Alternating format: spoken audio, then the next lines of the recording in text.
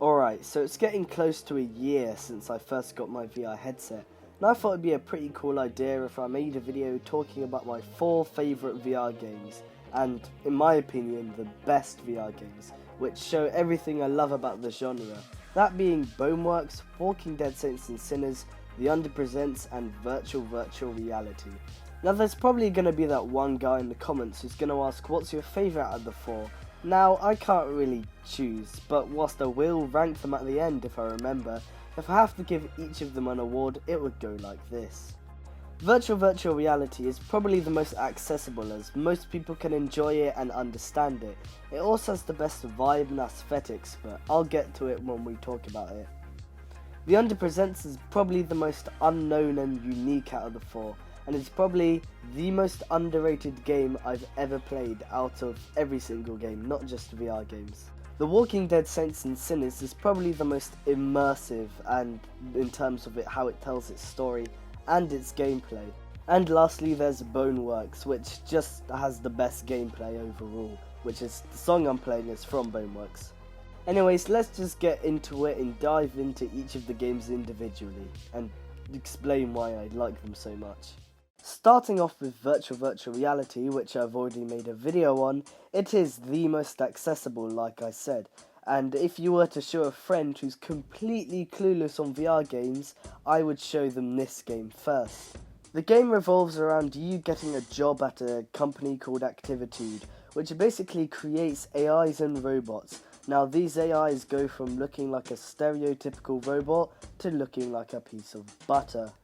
Now at the beginning of the video I said the game had a nice vibe to it, and what I mean by that is that the game is called Virtual Reality. This is because you go into VR headsets in the game, so it's like VR in VR, very confusing. And within these different VR worlds within the game, there's a bunch of different places to go, like a desert, water, whatever. And because of this, the game vibe changes very quickly. 1 second you could be in a desert having a cowboy vibe, you put on a headset and you're in space and it has kind of a Star Warsy vibe. And because of all of these different vibes, it all comes together to one big nice feeling, thus the game having the best vibe. Did I mention the company you're working for in-game, Activitude, also has a dark secret, and there's also a rebellious group trying to destroy the company which you can join? Yeah, plus there's 2 endings to it. Once this video is ended and you're not convinced to get the game yet, then go watch my other video on it. But when you're watching that other video, remember, if you think the game is cool at any point when watching the other video, then stop watching the video and buy the game for yourself so you don't spoil it. So The Underpresents is definitely the most unique and underrated out of them, like I said at the beginning of the video. But it's also the most nostalgic for reasons I'll get into in a second. But basically here's how the game works. The game is split into 2 halves. The first is a social experiment where you're in this giant desert with a bunch of locations in it and a bunch of other players. Now there's multiple things to do in the desert, but the first one, which is the main one, or sort of, is where you visit a bunch of locations which all have puzzles and mysteries about them, which usually require multiple people to solve. But once you solve them, you get a new mask or item to wear. An example of this is there's a bunker on the northeast side of the map, and down in this bunker there's this garden which, if you do spells with your mask, you can fix all the trees in this garden, which opens a door to a workshop, which in the workshop has a puzzle in, and once you solve this puzzle you get a new mask. Another thing you can do in the desert, which is way more insane and is limited time for obvious reasons, which is live actors. Now live actors are people who can join your game and do a bunch of crazy stuff like change the world, and since the game doesn't have any voice chat, when a live actor starts talking out of nowhere, it's pretty insane. And my most fond and nostalgic memories of the game is waiting for hours and hours with my friends and camping the game, finding stuff to do whilst we wait for a live actor to join. And when we finally find one, it's really triumphant and cool, and there's a whole community cataloguing these actor events, and all the live actors, whilst they seem pretty cool doing stuff with the world first, start revealing hidden lore. So it's like a ARG, the whole big game's an ARG, and that's just very epic.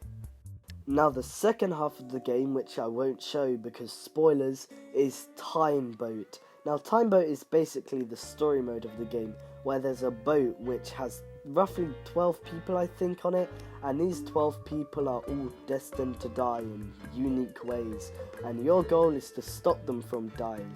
Now you're not one of the people on this boat, you're a ghost who's just watching them die. It's part of the lore, and you have the ability to rewind time and stuff, and you have to find where they die and figure out how to stop them, which is, well, I'm not going to say how because spoilers. However, I will give one example, and that's with Thu. Now Thu's on the boat to be trained by his captain to join the army, and the trip isn't going so well as the boat has been frozen in ice, so him as well as a bunch of other people have been sent out to go on a trip to try and find supplies because supplies are running out. Now they just walk off the boat, go away, and you don't think much of it until they come back and Thu isn't there, implying that he has died. However, if you're smart and you follow them as they walk away from the boat, you can find out what happens. Next we have Walking Dead Saints and Sinners, which most of you will probably not buy. Out of the 4 games, it is probably the game that you are least likely to get, as it is a horror game, sort of. Now by the end of the game, it's not very scary because you're pretty OP, you have a bunch of strong weapons, and you can kill the zombies in an instant. But for the first few bits, you're trying to kill them with a screwdriver, and it's pretty spooky, especially when you're in an enclosed area. But the reason why I like this game so much is first of all because of immersion. Now the first way it's immersive is the gameplay and how you get around and fight things. Now in most other games, if you want to kill something, you just kind of press R2, get out a gun, press R2 or trigger and you just shoot them. But in a game like Walking Dead Saints and Sinners, you have to reach down to your pocket, grab a knife and stab them. And considering most objects have weight to them, meaning your hand moves slower depending on how heavy the object is, it just makes the whole game a lot more realistic. Next is the story and how it handles choice. Now, in most games the choice would literally just be 2 choices on screen for you to choose, but in Walking Dead Saints and Sinners, you do the choice, or it doesn't even tell you that there's a choice. What I mean by this is, let's give an example. There's 2 people hanging from a rope, and this super powerful organization is telling you to kill one of them. And now there are 100 things you can do in this situation.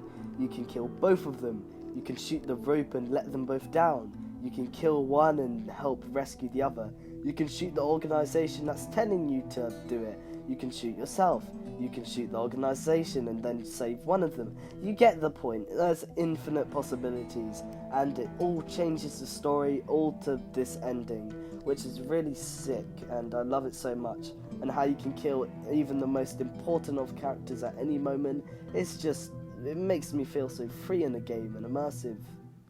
And lastly, we have Boneworks, which is pretty hard to explain, considering it doesn't have too much unique about it. It's literally just a really high quality game. But what I really like about it is at the beginning, I know I said virtual reality has the best of this, and it does, but its vibe is amazing. The game starts with you hacking into a museum that shows a bunch of new stuff that's going to happen in the future of VR. However, you quickly break out of this museum and into the metaverse, not the actual metaverse, just the metaverse in game, as you find it has a dark secret awaiting for you. As you fight your way through it, you finally go through worlds of different places in the metaverse until you finally end up in the void.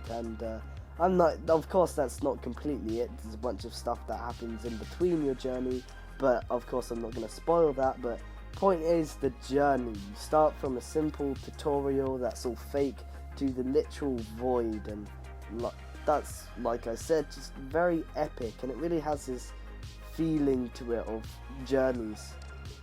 But enough of this journey bullshit, the game is just fucking badass. Look at this, you got guns, you're fighting zombies, crabs and shit, and then you add mods, and now you're fighting furries and anime girls and shooting them all up, and it's robots fucking insane.